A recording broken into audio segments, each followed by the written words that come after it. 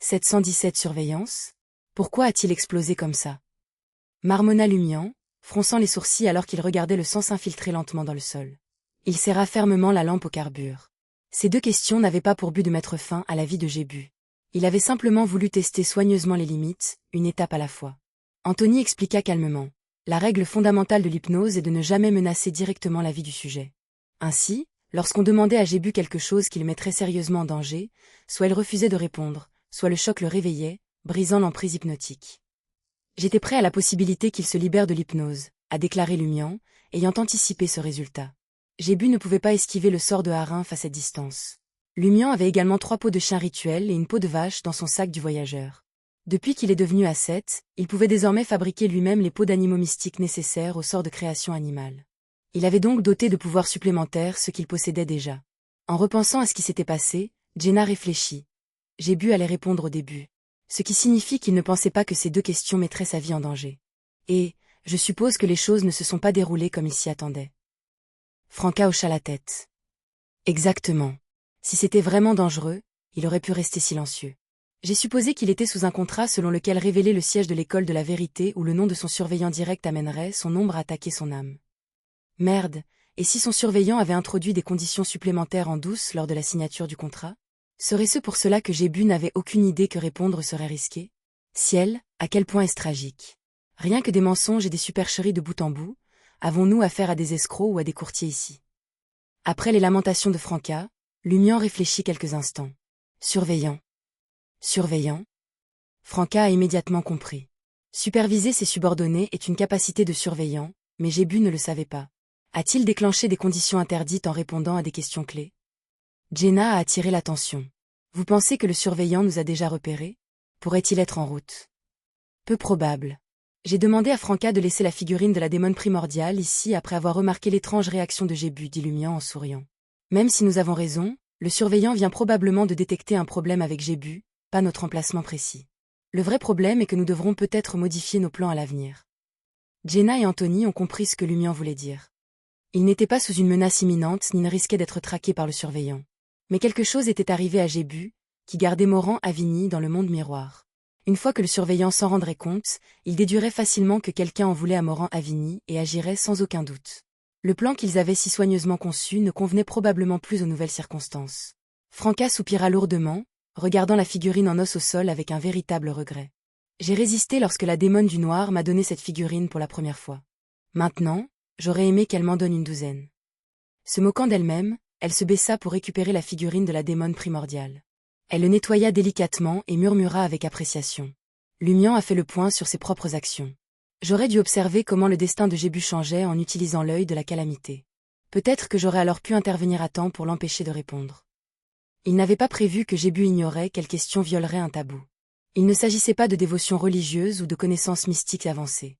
Gébu aurait dû savoir ce qu'il pouvait et ne pouvait pas dire. Sinon, sa vie quotidienne aurait été écourtée à plusieurs reprises. Franca se souvient.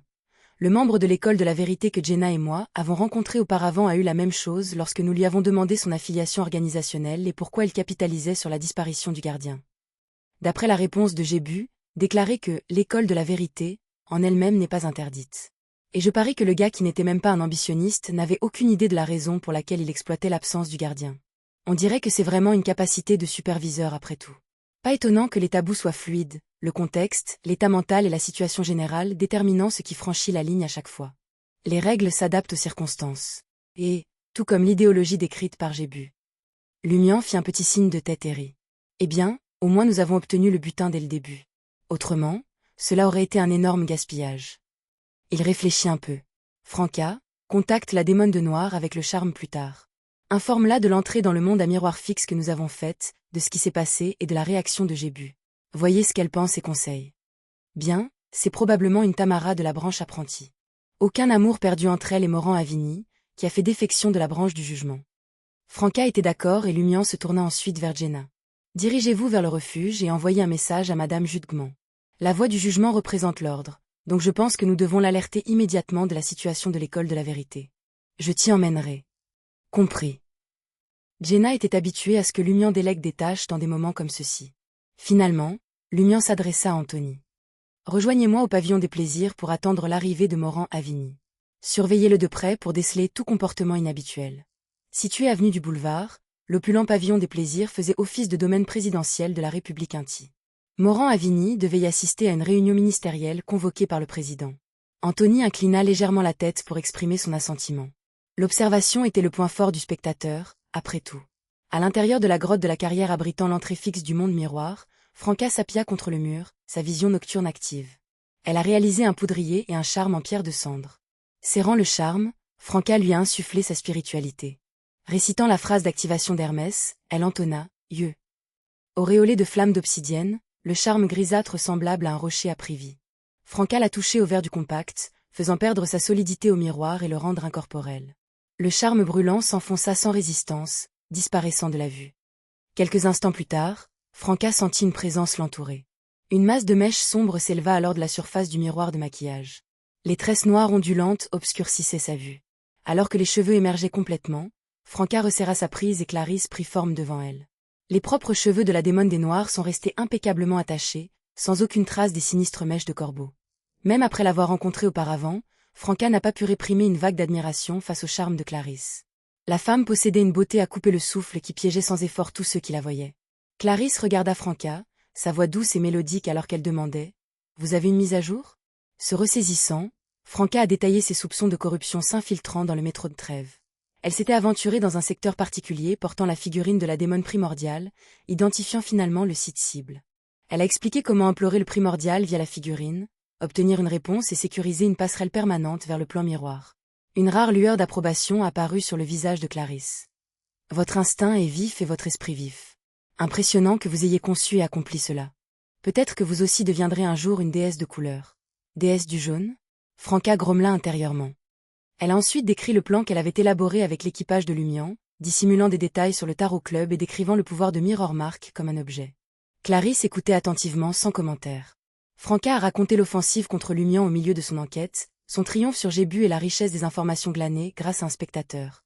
La démone des Noirs hocha la tête. Vos amants sont tout à fait capables, le chasseur en particulier. Ici, Clarisse sourit narquoisement. Le goût d'un hunter n'est pas mauvais non plus.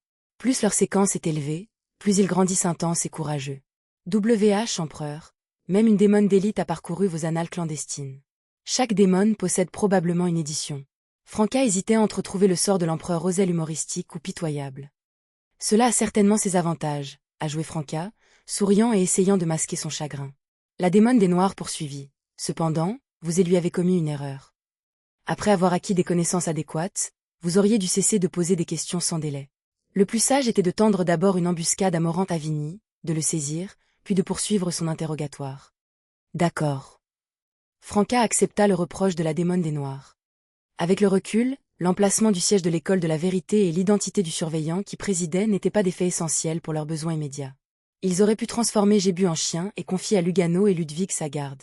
Alors que le surveillant n'en était pas conscient, elle et les autres auraient pu se cacher dans le miroir, prêt à ce que Morand-Avigny entre involontairement de son propre chef.